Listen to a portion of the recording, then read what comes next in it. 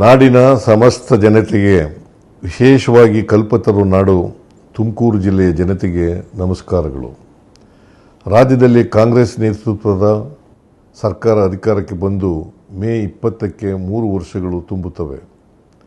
ಈ ನೆನಪಿಗಾಗಿ ರಾಜ್ಯ ಸರ್ಕಾರ ಕಳೆದ 3 ವರ್ಷಗಳಲ್ಲಿ ರಾಜ್ಯದಲ್ಲಿ ಆಗಿರುವ ಅಭಿವೃದ್ಧಿ ಕೆಲಸಗಳನ್ನು ಜನತೆಗೆ ಸಮರ್ಪಣೆ ಮಾಡುವ ವಿಶೇಷ ಕಾರ್ಯಕ್ರಮವನ್ನು ತುಮಕೂರಿನಲ್ಲಿ ಮೇ 19ರಂದು ಹಮ್ಮಿಕೊಂಡಿರುವುದು ಅತ್ಯಂತ ಸಂತೋಷದ ವಿಷಯ.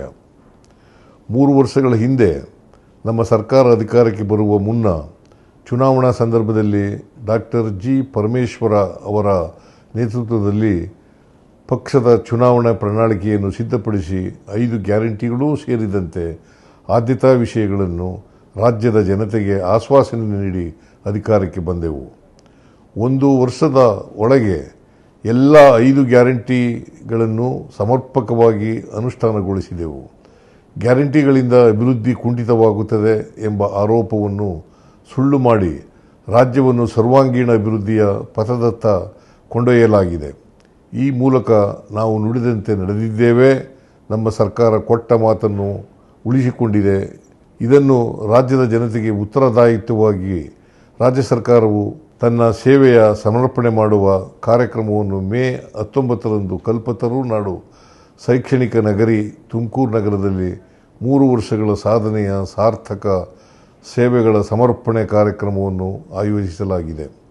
ಅಂದು ಬಹುಮುಖ್ಯವಾಗಿ ಕಂದಾಯ ಇಲಾಖೆಯಲ್ಲಿ ಆಗಿರುವ ಅಭೂತಪೂರ್ವ ಆದ್ಯತಾ ಕಾರ್ಯಕ್ರಮಗಳಾದ ಇ-ಪೌತಿ, ದರಖಾಸ್ತು ಪೋಡಿ, ಹೊಸ ಕಂದಾಯ ಗ್ರಾಮಗಳ ಫಲಾನುಭವಿಗಳಿಗೆ ಹಾಗೂ ಪಿಂಚಣಿ ಯೋಜನೆಗಳು ಸೇರಿದಂತೆ ಸುಮಾರು 1.40 ಲಕ್ಷ ಫಲಾನುಭವಿಗಳಿಗೆ ಹಕ್ಕುಪತ್ರ ವಿತರಿಸಲಿದ್ದೇವೆ. ಅಲ್ಲದೆ ಸುಮಾರು 662 ಕೋಟಿ ಮೌಲ್ಯದ ಅಭಿವೃದ್ಧಿ ಯೋಜನೆಗಳಿಗೆ ಶಿಲಾನ್ಯಾಸ ಉದ್ಘಾಟನೆಗಳು ನಡೆಯಲಿವೆ. ಈ ಕಾರ್ಯಕ್ರಮದಲ್ಲಿ ನಾನು, ಉಪಮುಖ್ಯಮಂತ್ರಿ ಡಿ.ಕೆ. ಶಿವಕುಮಾರ್ ಮತ್ತು ಸಚಿವ ಸಂಪುಟದ ಎಲ್ಲ ಸಚಿವರು, ವಿರೋಧ ಪಕ್ಷದ ನಾಯಕರು, ಎಲ್ಲ ಶಾಸಕರು, ಸಂಸದರು, ಮುಖಂಡರು ಭಾಗವಹಿಸಲಿದ್ದಾರೆ.